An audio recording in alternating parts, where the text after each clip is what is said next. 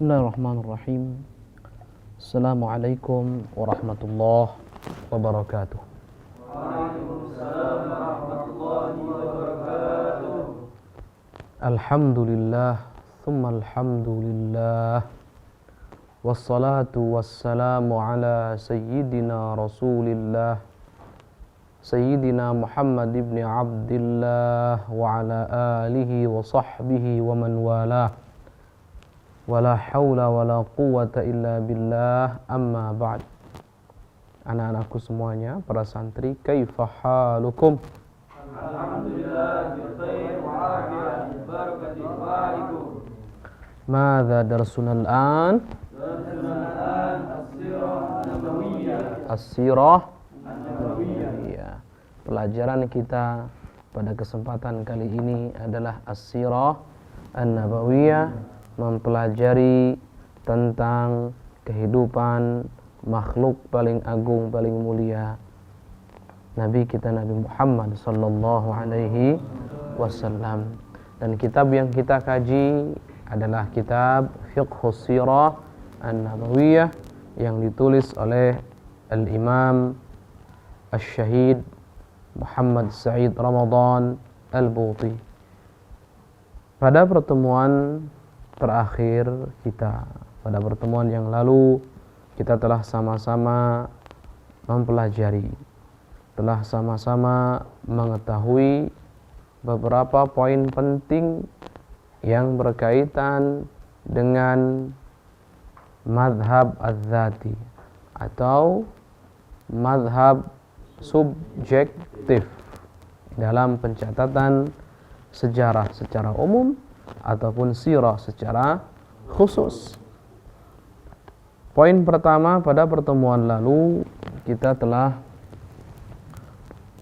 mengetahui bahwasanya madhab dzati ini diikuti, maka yang akan terjadi adalah akan terbukanya medan untuk para sejarawan mempermainkan sejarah, merubah fakta dan realita untuk kepentingan pribadi, keinginan pribadi, ataupun kelompok, ataupun partai politiknya, dan seterusnya dan seterusnya. Ini pada pertemuan-pertemuan lalu.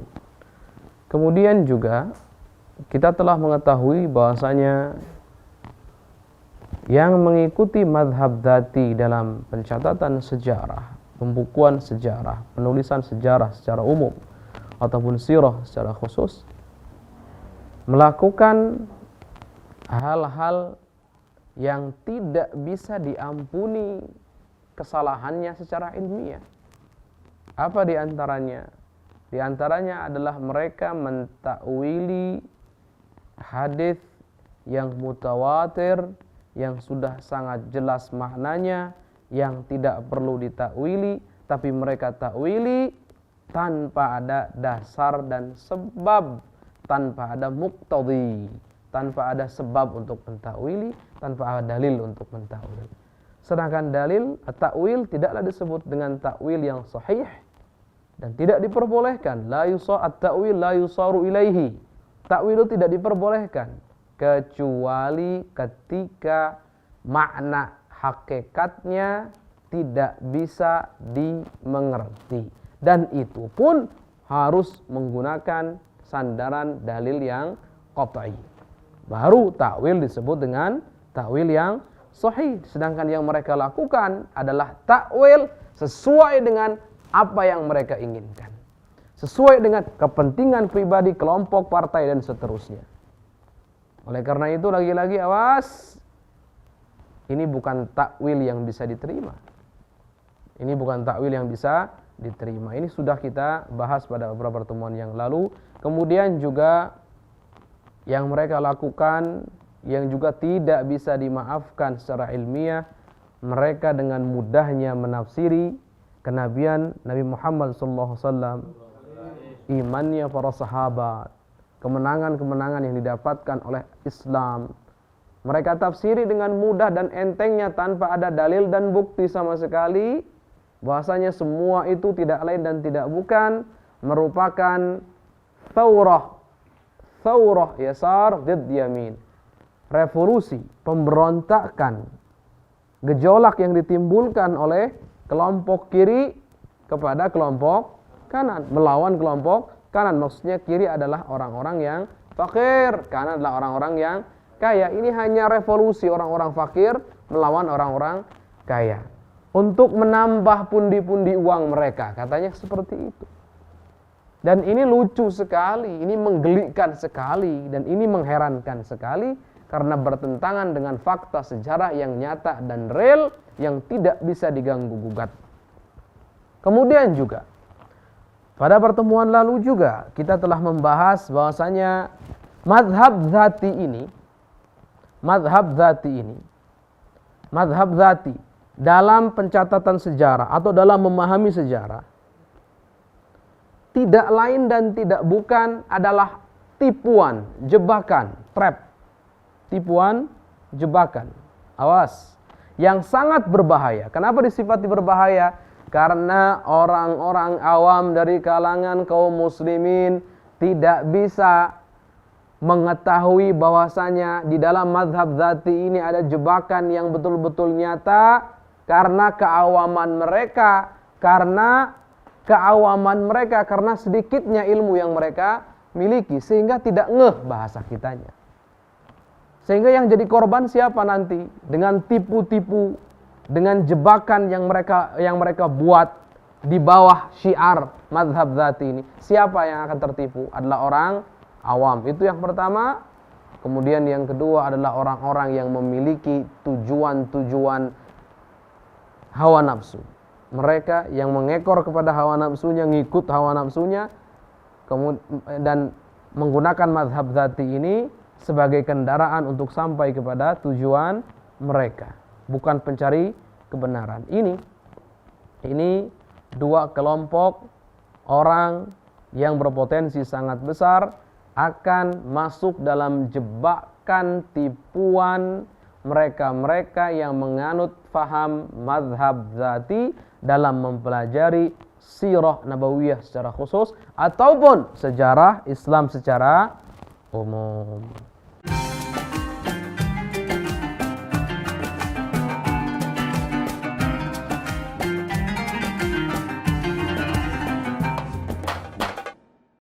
Ingin menambah ilmu dan wawasan Islam meskipun di rumah aja? Yuk like dan follow fanpage terbaru Buya Yahya Official. Sebar seluas-luasnya agar semakin banyak yang mendapatkan manfaatnya.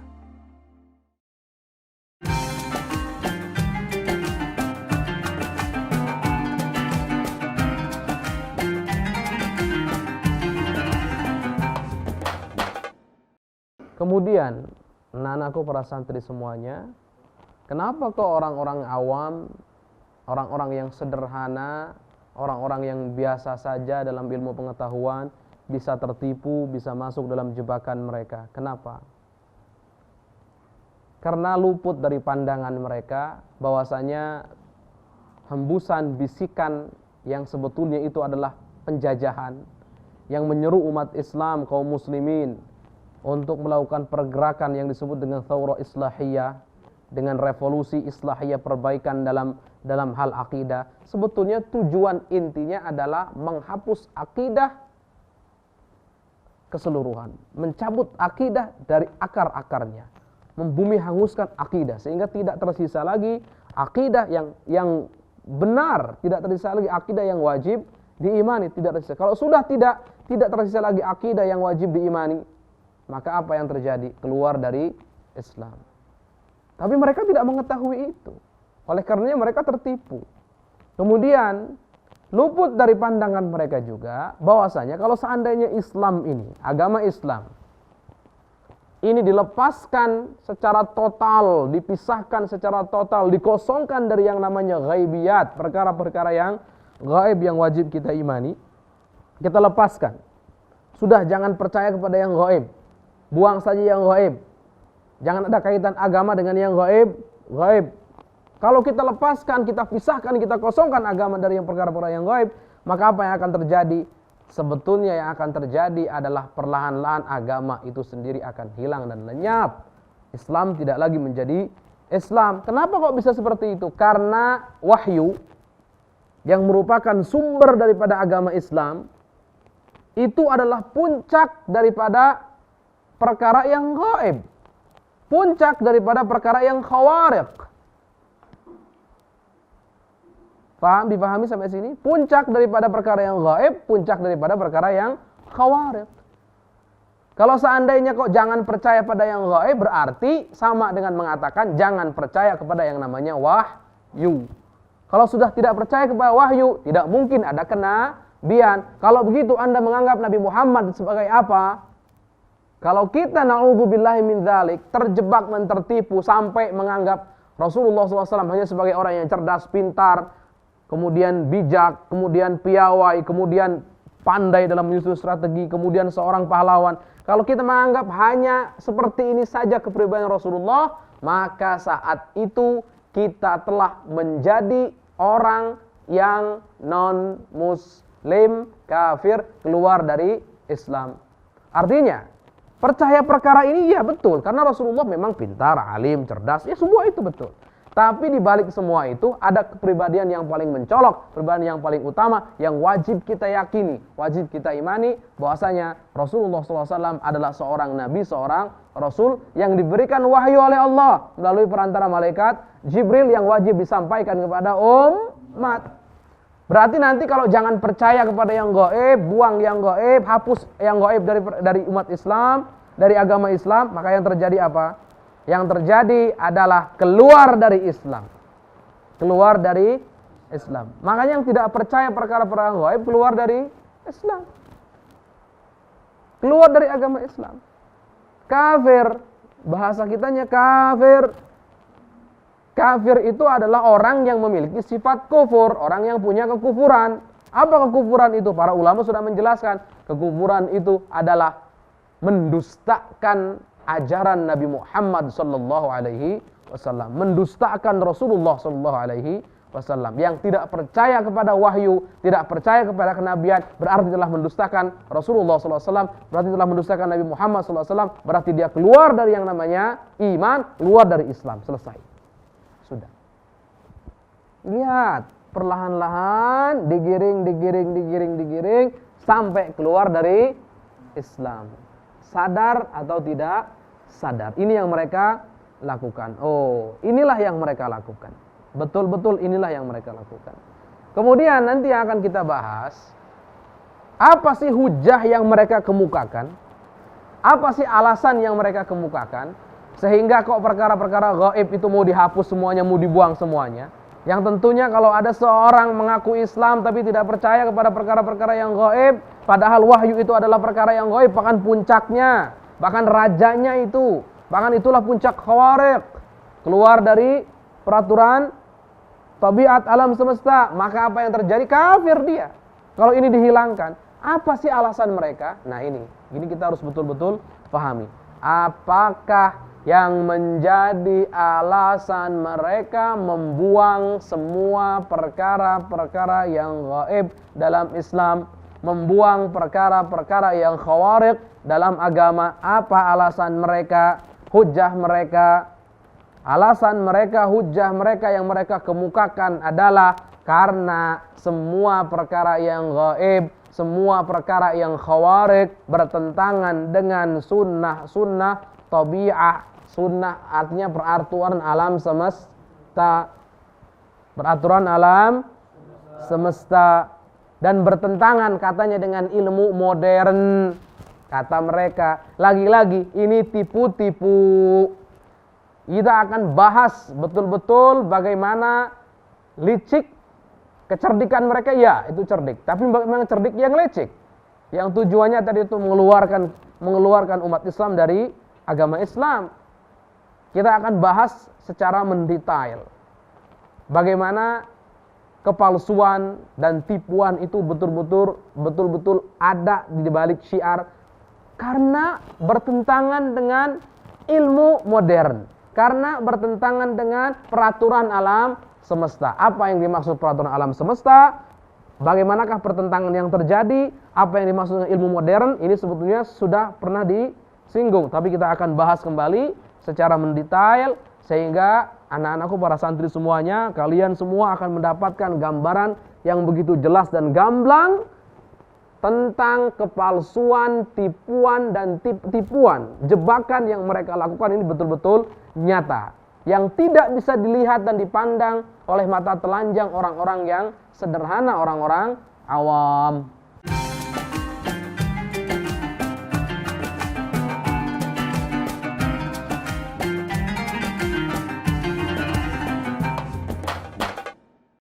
Ingin belajar bersama Buya Yahya kapanpun dan dimanapun? Dapatkan segera flashdisk MP3 Buya Yahya. Berisikan berbagai materi kajian lengkap bersama Buya Yahya.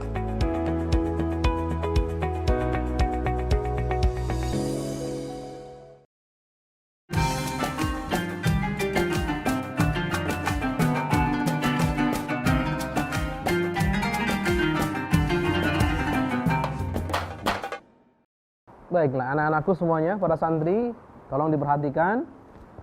Apa alasan mereka, hujah mereka yang mereka kemukakan sehingga menolak perkara-perkara gaib, menolak khawarij? Hujahnya adalah karena perkara yang gaib dan khawarij bertentangan dengan sunan tabi'ah, sunnah tabi'ah. Artinya peraturan alam semesta. Bertentangan dengan ilmu hadis, kata mereka, al-ilm al-hadis. Maksudnya ilmu yang modern. Baik. Peraturan alam semesta itu bagaimana? Begini, nah. Kita sudah pelajari bahwasanya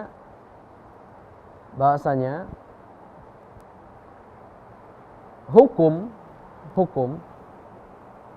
itu dibagi menjadi 3. Dibagi menjadi berapa? 3. Ada hukum akal, ada hukum adat, ada hukum syar'i. Contoh hukum akal bagaimana, Ustadz?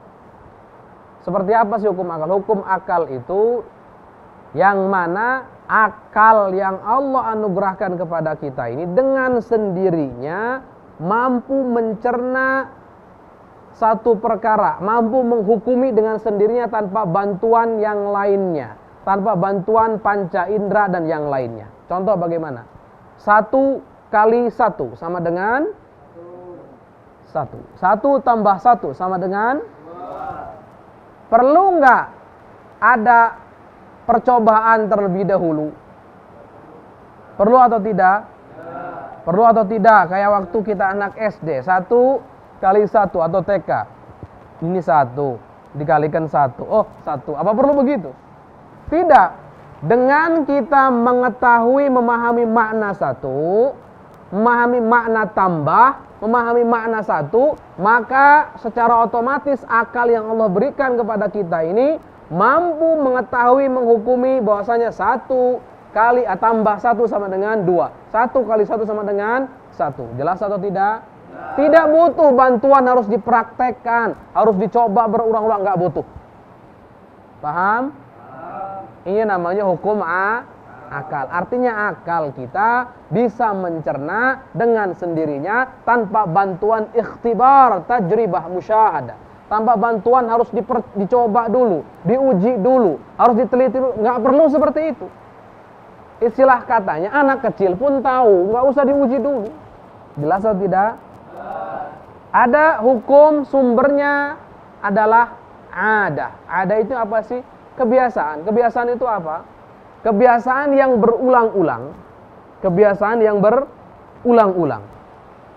Hukum alam semesta ini, contoh, api bisa membakar. Bagaimana kita tahu api bisa membakar? Ketika api ditempelkan dengan benda, maka benda tersebut akan terbakar. Dari mana kita tahu? Apakah akal langsung menghukumi api pasti bisa membakar? Tidak. Terus dari mana kita tahu? Kita memang menggunakan akal pasti, karena segala hukum pasti sumbernya adalah akal untuk manusia. Tapi ingat, akal tidak mampu dengan sendirinya mencerna bahwasanya api secara otomatis akan membakar. Terus dari mana kita tahu? Kita tahu dari hasil uji coba, namanya tajribah. Dari berulang-ulangnya hasil ketika api didekatkan dengan benda, maka benda akan terbakar.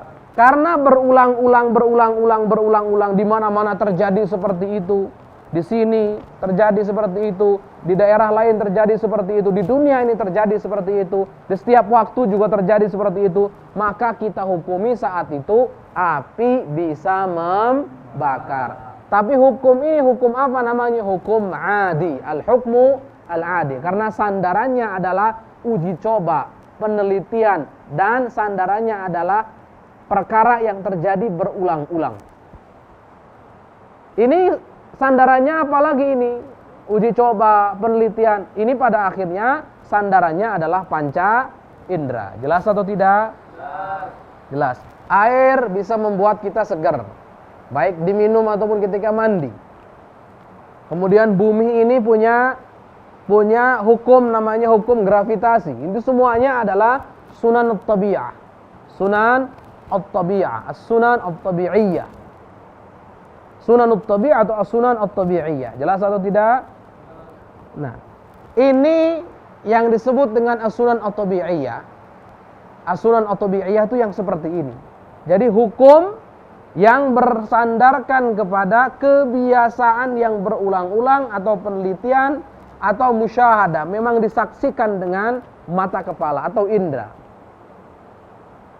Paham sampai sini? Jelas atau tidak? Baik, perbedaannya jelas antara hukum yang pertama dengan hukum yang kedua. Obat. Contoh ada penyakit namanya penyakit pusing. Kita tahu itu pusing. Apa obatnya? Contohnya kalian sebutkan, oh obatnya adalah A. Baik, obatnya adalah A. Dari mana kamu tahu bahasanya obat ini bisa menyembuhkan penyakit? Tentunya secara zahir, secara sebab, bukan hakikat. Bisa menyembuhkan penyakit pusing. Apakah jawabannya? Karena akal saya dengan sendirinya langsung mencerna tanpa bantuan yang lainnya, tanpa bantuan adat, tanpa bantuan syariat, langsung bisa mengetahui. Apa jawabannya begitu? Tidak. Tapi jawabannya karena hasil uji coba yang berulang-ulang. Hasil uji coba yang berulang-ulang. Berarti tidak mustahil kalau seandainya obat ini secara akal, obat ini tidak menyembuhkan, tidak mustahil. Akal tidak mengatakan itu mustahil. Akal hanya menghukumi mungkin menyembuhkan, mungkin tidak menyembuhkan. Ini harus dipelajari. Tapi ngelihat adat, kebiasaan memang terjadi seperti itu. Jelas atau tidak? Kemudian ada hukum namanya hukum syariat. Sandarannya adalah Alkitab dan Sunnah, Al-Ijma' juga qiyas. Paham atau tidak? Baik. Contoh sholat. Sholat itu wajib atau tidak? Akal kita mengatakan apa? Akal saja. Akal manusia tanpa memandang syariat akan mengatakan apa? Mungkin wajib, mungkin tidak wajib. Jelas atau tidak? Tapi kalau kita melihat ke syariat, wajib menurut syariat. Jelas atau tidak? Baik, ini namanya hukum syariat. Nah, yang dimaksud dengan sunan tabi'ah dan madarik ilmu hadis sebetulnya adalah al-hukmul adi ini. Al-hukum al-adi. Nanti kita akan bahas apakah bisa secara ilmiah al-hukmul adi itu dijadikan sandaran, rujukan, atau dijadikan hakim untuk menentukan sesuatu itu mungkin terjadi atau tidak terjadi, mustahil atau tidak mustahil. Kita akan bahas insyaallah pada pertemuan yang akan datang. Ini yang sudah disampaikan di murojaah. Semoga Allah Subhanahu wa taala memberikan ilmu yang manfaat untuk kita semuanya, memberikan keberkahan untuk kita semuanya, dan semoga Allah Subhanahu wa taala mewafatkan kita semua dalam keadaan husnul khatimah ala hadhihi niyyah wa ala kulli niyatin salihah. Al-Fatihah. Alhamdulillah.